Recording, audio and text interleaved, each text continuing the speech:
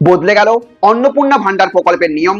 এবার মানতেই হবে এই 7টি নতুন শর্ত, নইলে আগে লক্ষ্মীর ভান্ডার পেলেও অন্নপূর্ণা ভান্ডারে আর ঢুকবে না 3,000 টাকার কিস্তি।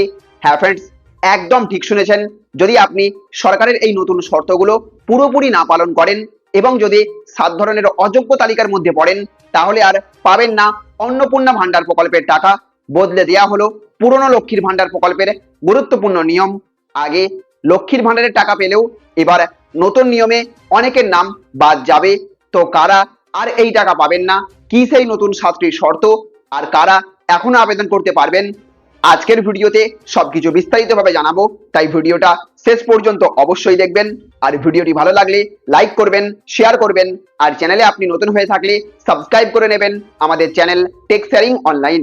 তো বন্ধুরা, রাজ্যের নতুন বিজেপি সরকার ক্ষমতায় আসার পর থেকেই সবচেয়ে বেশি আলোচনা রয়েছে অন্নপূর্ণা ভান্ডার প্রকল্পকে নিয়ে। লক্ষ্মীর ভান্ডারের 1,500 টাকা বা 1700 টাকার বদলে এবার মহিলাদের প্রতি মাসে 3,000 টাকা দেওয়ার কথা ঘোষণা করা হয়েছে। আর এইবার সেই নিয়েই বড় আপডেট দিলেন মন্ত্রী অগ্নিমিত্রা পাল। মন্ত্রী স্পষ্ট জানিয়েছেন, যারা আগে থেকেই লক্ষ্মীর ভান্ডারের সুবিধা পাচ্ছিলেন তাদের নতুন করে কোনো ফর্ম ফিল আপ বা আবেদন করতে হবে না। তাদের অ্যাকাউন্ট অটোমেটিক ভাবে অন্নপূর্ণা ভান্ডারে কনভার্ট হয়ে যাবে। অর্থাৎ সবকিছু ঠিক থাকলে আগামী 1 জুন থেকেই সরাসরি ব্যাংক অ্যাকাউন্টে 3,000 টাকা ঢুকতে শুরু করবে। তবে যারা এতদিন লক্ষ্মীর ভান্ডার পাননি তারাও কিন্তু আবেদন করতে পারবেন, কিন্তু তাদের জন্য আলাদা নতুন পোর্টাল চালু করা হবে। সরকার জানিয়েছে, বাজেট প্রেজেন্টেশনের পরেই আগামী 1 থেকে 2 মাসের মধ্যে ভেরিফিকেশন প্রসেস শেষ করে নতুন আবেদনকারীদের টাকা দেওয়া শুরু হতে পারে।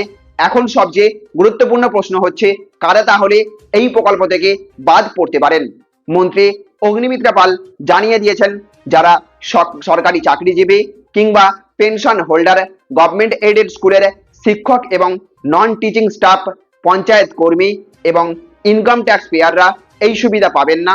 এছাড়াও যদি কোনো বেনিফিশিয়ারি অর্থাৎ উপভোক্তা মারা যান বা নাগরিকত্ব ভেরিফিকেশনে সমস্যা ধরা পড়ে, তাহলে সেই নামও তালিকা থেকে বাদ দেওয়া হবে বলে জানিয়েছেন মন্ত্রী অগ্নিমিত্রা পাল।